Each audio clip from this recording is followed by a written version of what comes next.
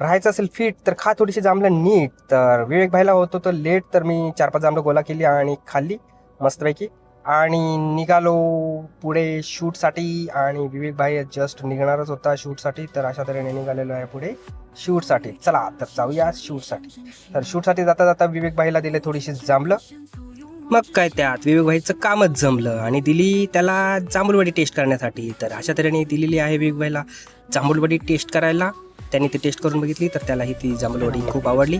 आणि आणि त्याच्यानंतर निघालो आम्ही शूटसाठी पुढे. आणि थोड्याच वेळात विवेक भाईने टाकला सरळ गेअर तिसरा, कारण मंडपामध्ये वाट बघत होता नवऱ्याचा सासरा.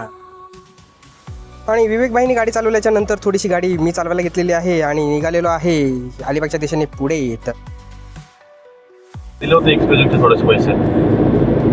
कसं आहे, या महागाईच्या दुनियेमध्ये सगळं ढोंग करता येतं, पण पैशाचं ढोंगी कधीच करता येत नाही. त्याच्यामुळं तुम्ही कुठेही काम करत असता तिथे तुम्ही तुमचे पैसे, तुमच्या कामाची मेहनत तुम्ही आवर्जून घेत जा.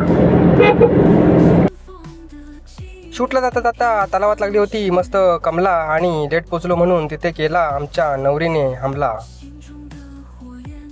मंडपात चालून चालून दमल्या माझ्या टंगऱ्या आणि इथे आयव भरत होती हातात तिच्या बांगऱ्या.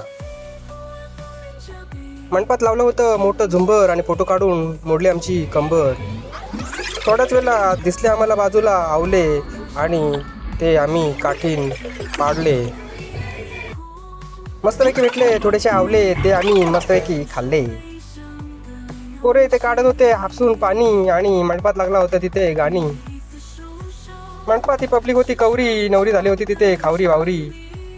बँजोली आलं तरी कुठून वाटत होतं झोपूनची उठून. नंतर खाल्ले आम्ही घारी.